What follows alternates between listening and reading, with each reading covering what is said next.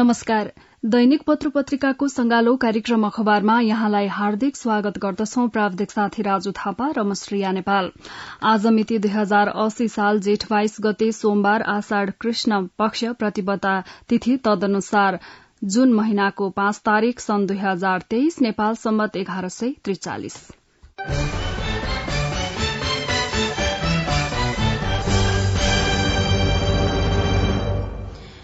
सर्वोच्च अदालतले राष्ट्रपतिबाट प्रमाणीकरण भएको नागरिकता ऐन तत्काल कार्यान्वयन नगर्न अल्पकालीन अन्तरिम आदेश दिएको छ। यसै प्रसंगलाई आज सबैजसो पत्र पत्रिकाले मुख्य खबरको रूपमा छापेका छन्। गोर्खापत्र दैनिकको यसै प्रसंगबाट कार्यक्रमको शुरूआत गर्दैछौं। सर्वोच्चका न्यायाधीश डाक्टर मनोज कुमार शर्माको एकल इजलासले आइतबार ऐनलाई तत्कालका लागि कार्यान्वयन नगर्न अल्पकालीन अन्तरिम आदेश जारी गरेको हो। यो आदेशसँगै लाखौंले नागरिकता पाउन केही समय कुर्नुपर्ने भएको छ। वरिष्ठ अधिवक्ताद्वय डाक्टर सुरेन्द्र भण्डारी र बालकृष्ण न्यौपानेद्वारा दायर रिट निवेदनमा प्रारम्भिक सुनवाईपछि सर्वोच्चले दुवै पक्षलाई छलफलका लागि बोलाएको छ। यसैबीच राजनैतिक दलका नेताहरूले सर्वोच्च अदालतले तत्काल कार्यान्वयन गर्न रोकेको नागरिकता ऐन लाखौं नेपाली नागरिकको जीवनसँग जोडिएको विषय भएको बताउनु भएको छ।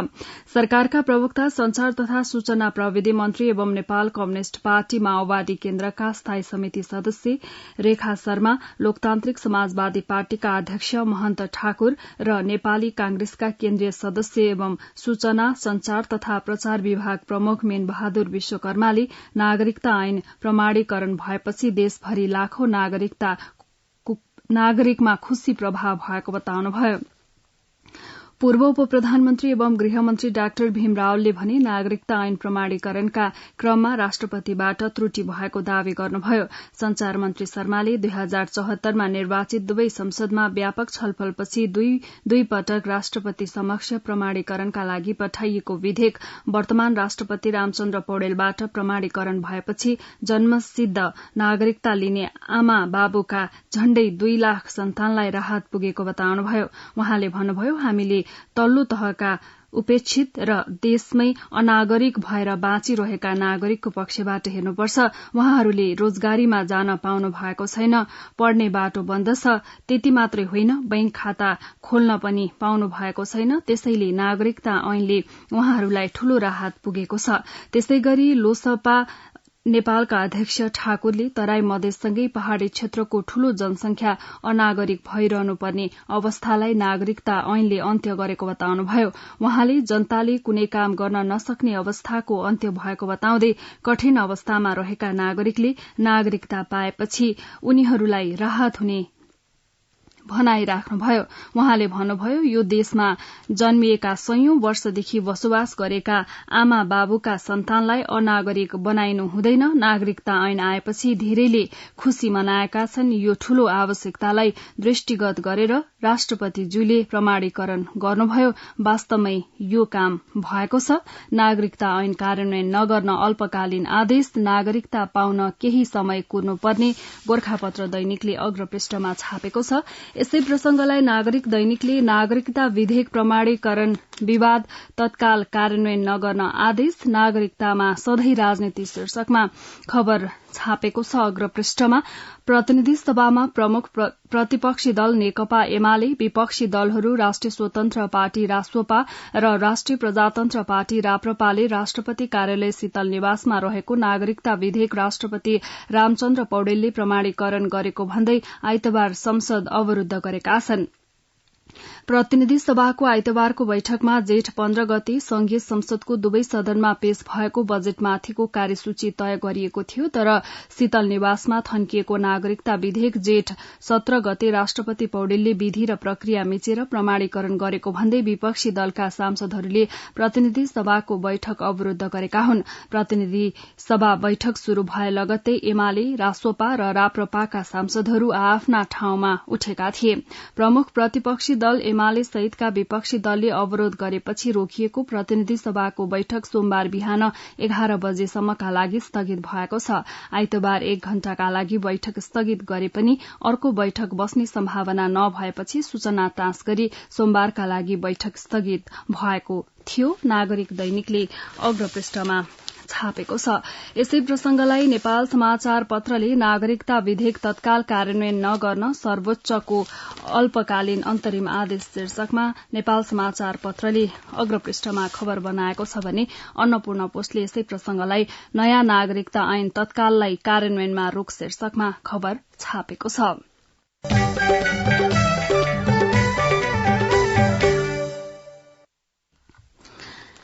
Guide, guess paper, old is gold वा बजारमा पाइने सहयोगी सामग्रीबाट परीक्षाको तयारी गर्ने सोच राखेका स्कूले विद्यार्थीले अब चाहिँ धोका पाउने भएका छन्। कक्षा 8, 10 र 12 का विद्यार्थीले यस्ता सामग्री खरिदमा खर्च नगर्दा हुन्छ।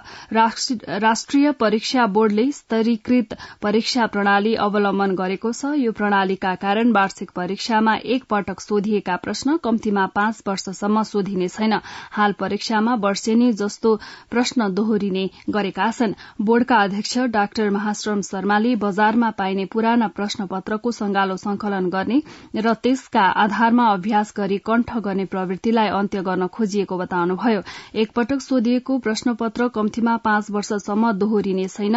उहाँले भन्नुभयो, स्तरीकृत परीक्षा प्रणालीका कारण सिकाइ र बुझाइका आधारमा उत्तर लेख्नुपर्ने हुन्छ। खोकेर उत्तर दिने परम्परागत पद्धति अब काम लाग्दैन। बोर्डले पहिलो चरणमा यस वर्षदेखि कक्षा 10 एसईई को गणित, विज्ञान र अंग्रेजीमा यो प्रणाली लागू गरेको छ। आगामी वर्ष अन्य कक्षामा लागू गरिनेछ। बोर्डले यसका लागि प्रश्नपत्रका हजारौं सेट तयार गरिरहेको छ। देशका सयौं शिक्षकबाट ती प्रश्नपत्र तयार गरिएका हुन्। प्रश्नपत्रको परीक्षण समेत गरिएको छ। तीनै सेटबाट पालिकादेखि बोर्डसम्मले प्रश्नपत्र तयार गर्नेछन्। प्रश्नपत्रको पहुँच सीमित व्यक्तिमा मात्र हुने हुँदा गोपनीयता कायम रहने दावी बोर्डको छ। स्तरीकृत परीक्षा प्रणाली लागू, गेस पेपर र गाइडका दिन गए, गोरखापत्र दैनिकले अग्रपृष्ठमा छापेको छ।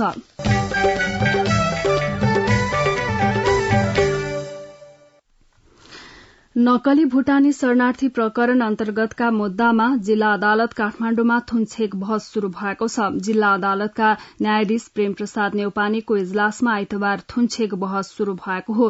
थुनछेक बहस सकिएपछि मुद्दाका आरोपितलाई पूर्वपक्षका लागि थुनामा पठाउने, धरोटीमा छाड्ने वा सामान्य तारिखमा छाड्ने भन्ने आदेश हुन्छ, जसलाई अदालती भाषामा थुनछेक आदेश भनिन्छ। सामान्यतया अरू फौजदारी मुद्दामा अदालतले 1 वा 2 दिन बहस गरी थुनछेक आदेश जारी गर्ने अभ्यास छ। तर शरणार्थी प्रकरणमा भने 1 वा 2 दिन भित्रै आदेश हुने सम्भावना न्यून छ।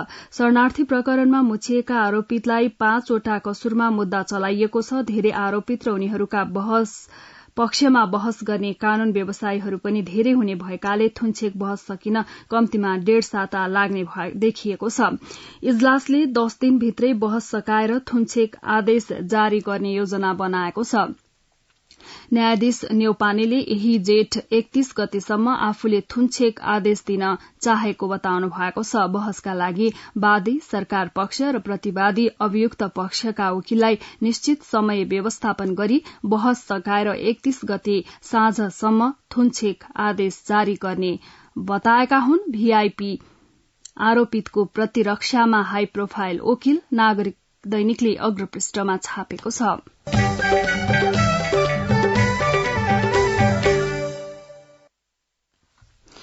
पार्टी नेतृत्व सहित जिम्मेवार पदाधिकारीको चाल र चरित्र नबदलिँदा नेपाली कांग्रेसको साख खुम्चिँदै गएको छ। पार्टी सभापति शेरबहादुर देउबा र महामन्त्रीहरू समेतका पदाधिकारीले आफ्नो परम्परागत चरित्र सुधार गरेर नयाँ ढंगबाट सोच्न नसक्दा कांग्रेस खुम्चिदो अवस्थामा पुगेको हो। कांग्रेसको 14औं महाधिवेशनबाट आएको नेतृत्वबाट आम कार्यकर्ताले पार्टी सुधारको अपेक्षा गरेका थिए। तर महाधिवेशनको 1.5 वर्ष बितिसक्दा समेत सभापति बाहेक पुस्तान्तरणको तहमा पुगिसकेको कांग्रेसमा रूपान्तरण सहितको सांगठनिक सुधार हुन नसकेपछि आम कार्यकर्तामा निराशा पैदा भएको छ। महाधिवेशन यता स्थानीय, प्रदेश र प्रतिनिधि सभाको निर्वाचन भइसक्दा धेरै खाले राजनीतिक उतार चढ़ावसँगै मतदाताको मत फेरिदा समेत कांग्रेसको चेत नफेरिएको कांग्रेसलाई नजिकबाट नियालेका राजनीतिक विश्लेषकहरू बताउँछन्। नेतृत्वको चाल र चरित्रका कारण खुम्चिँदै कांग्रेस, नेपाल समाचार पत्रले अग्रपृष्ठमा छापेको छ।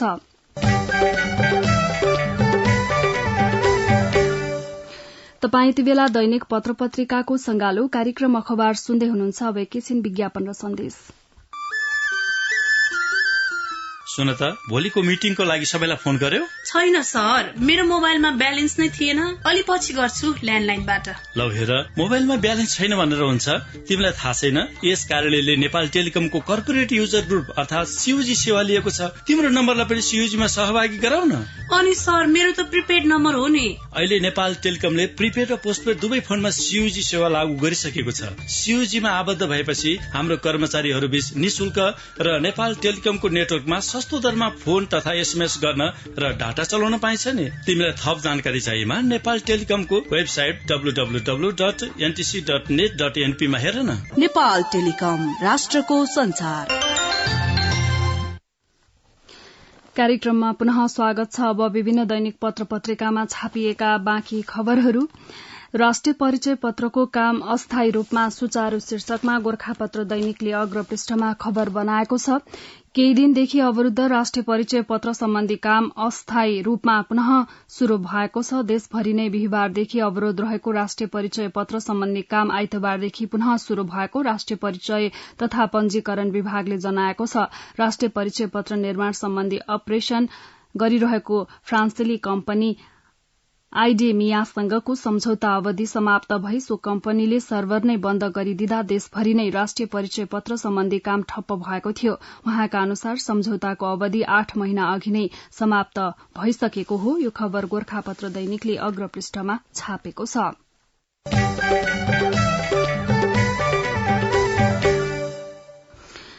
जीवनका लागि आवश्यक पृथ्वीका भौतिक तथा जैविक प्रणालीका निर्दिष्ट सीमारेखाहरू पार हुँदै गर्दा सोमबार विश्व वातावरण दिवस मनाइँदैछ। संयुक्त राष्ट्र संघको आह्वानमा 50 वर्षदेखि जुन 5 मा मनाइँदै आइएको यो दिवस यस वर्ष प्लास्टिक जन्य प्रदूषण नियन्त्रणमा केन्द्रित रहेको छ। पछिल्ला वर्षमा सार्वजनिक सबैजसो वैज्ञानिक अध्ययन र आकलनले मुख्य रूपमा मानवीय गतिविधिका कारण मानव अस्तित्व समेत संकटोन्मुख रहेको र समग्र प्राकृतिक प्रणाली फर्कन नसक्ने बिन्दुतर्फ धकेलिएको देखाएका छन्।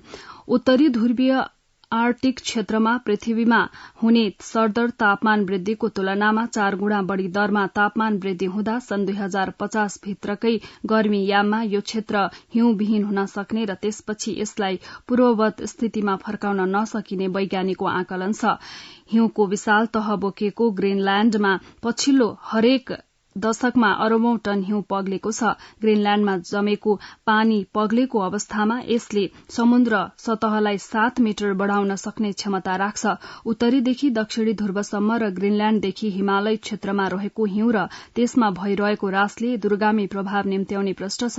यी प्रक्रियासँग सामुद्रिक क्षेत्रमा प्राकृतिक हिसाबले प्रवाह हुने चिसो तथा तातो हावा तथा समुद्र तहको बढ़ोत्तरी समेत जोडिएको छ।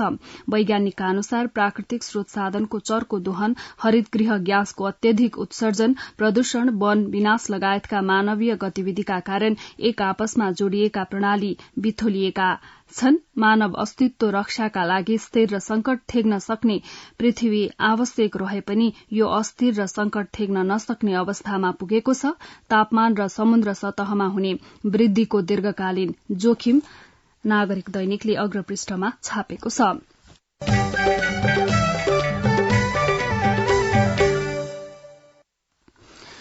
गौर हत्याकाण्डको छानबिन हुनुपर्ने माग गर्दै सर्वोच्च अदालतमा रिट निवेदन परेको छ। त्रिभुवन शाह लगायतले दायर गरेको रिटको पेशी सोमबारलाई तोकिएको छ। जिल्ला प्रहरी कार्यालय रौतहटमा जाहेरी दिँदा पनि कुनै छानबिन अघि नबढेको उल्लेख गर्दै रिट निवेदकले अनुसन्धान अघि बढ़ाउन आदेशको माग गरेका छन्। गौर हत्याकाण्डको छानबिन माग गर्दै रिट अन्नपूर्ण पोस्टले अग्रपृष्ठमा छापेको छ।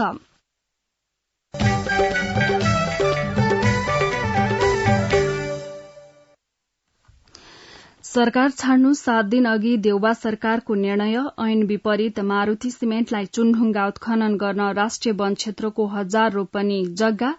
वन ऐन भन्छ राष्ट्रिय वनको जग्गा औद्योगिक व्यापारिक प्रयोजनका लागि उत्खनन गर्न दिन मिल्दैन, तर मारुतिलाई सिन्धुलीमा 25 वर्षसम्म चुनढुङ्गा उत्खनन गर्न दिने सुविधा नयाँ पत्रिका दैनिकले अग्रपृष्ठमा छापेको छ।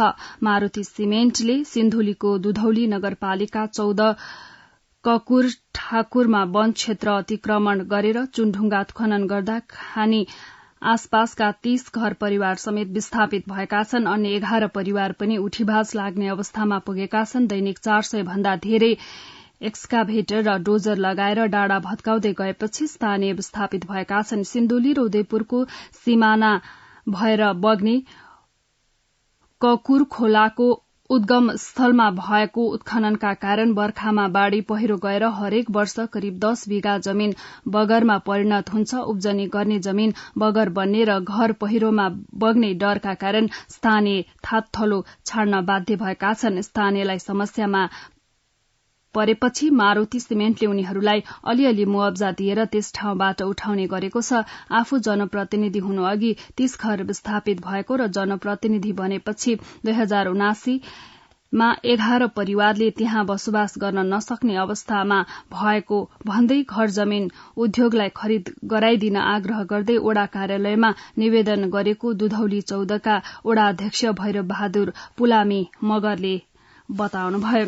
यसैबीच पूर्ववर्ती शेरबहादुर देउवा नेतृत्वको सरकारले कार्यालयको उत्तरार्धमा ऐन विपरीत मन्त्री परिषदबाट निर्णय गरेर राष्ट्रिय वन क्षेत्रको 49.8 हेक्टर करिब 1000 रोपनी जग्गा चुनढुङ्गा उत्खनन गर्न दिएको खुलेको छ। गत 3 पुसमा सरकारले सिन्धुलीको दुधौली नगरपालिका 14 स्थित राष्ट्रिय वन क्षेत्र मारुति सिमेन्ट लिमिटेडलाई चुनढुङ्गा उत्खननका लागि प्रयोग गर्न दिने निर्णय गरेको हो। नयाँ पत्रिका दैनिकले अग्रपृष्ठमा छापेको छ।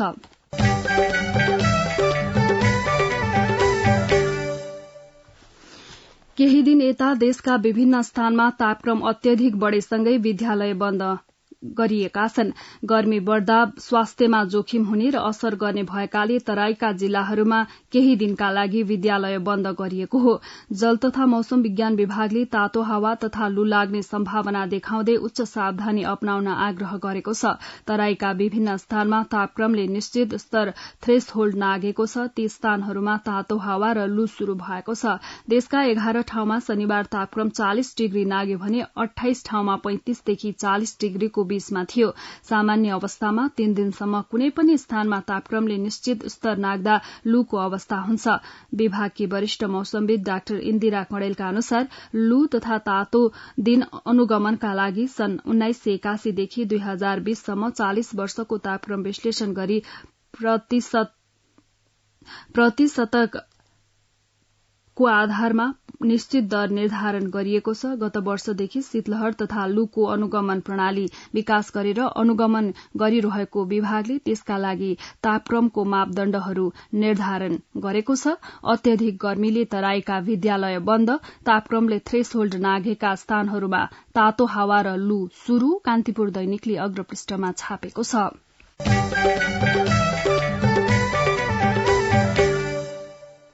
अब विभिन्न दैनिक पत्र पत्रिकामा छापिएका सम्पादकीयहरू। अन्नपूर्ण पोस्टले वातावरण मैत्री विकल्प शीर्षकमा सम्पादकीय छापेको छ।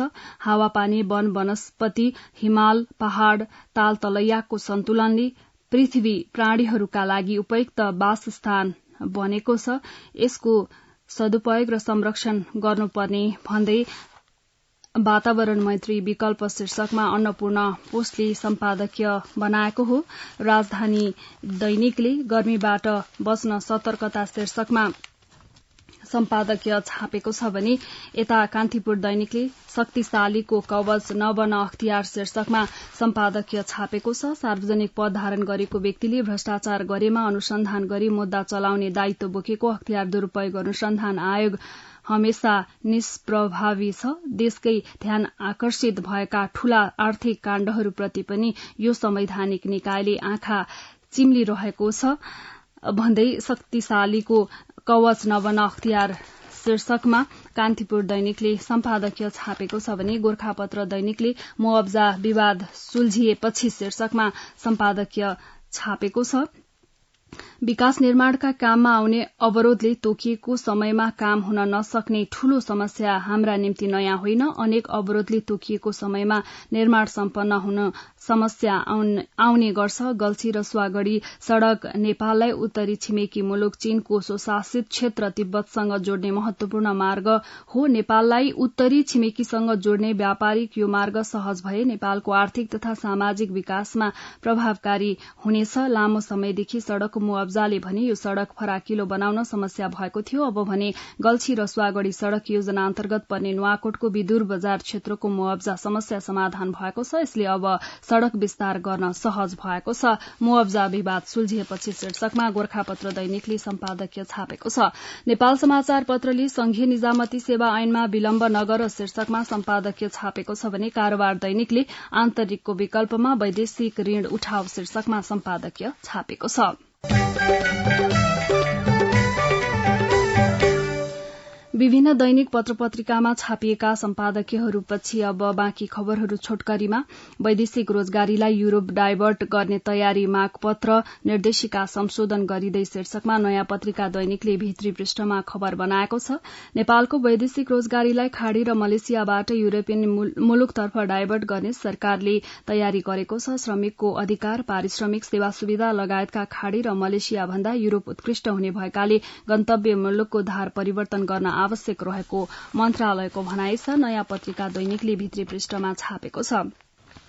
नयाँ पत्रिका दैनिकले नै भित्री पृष्ठमा विपन्न उपचारको खर्च मृगौला बिरामीमा केन्द्रित, झण्डै 52% खर्च मृगौला बिरामीलाई डायलिसिसमा मात्र 10 करोड़ 52 लाख भन्दा बढ़ी खर्च शीर्षकमा भित्री पृष्ठमा खबर छापेको छ।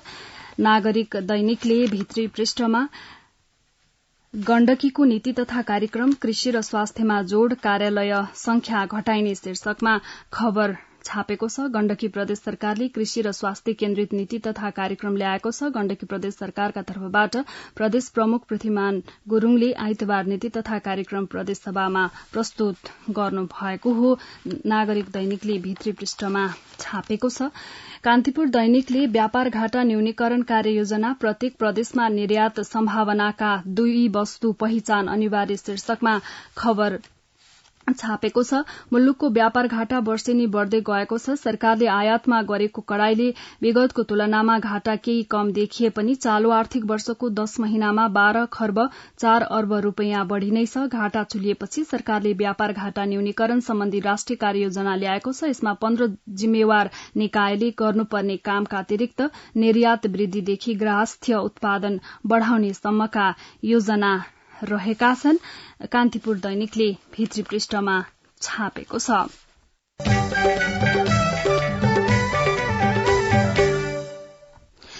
यिनै विभिन्न दैनिक पत्र पत्रिकामा छापिएका विविध प्रसंगसँगै हामी कार्यक्रमको अन्त्यमा आइपुगेका छौं। प्रविधिमा सहयोग गर्नुहुने राजु थापालाई धेरै धन्यवाद दिँदै म श्रेया नेपाल पनि बिदा हुन्छु। यसपछि कार्यक्रम अन्तर्संवाद सुन्न सक्नुहुनेछ। हवस् त, नमस्कार।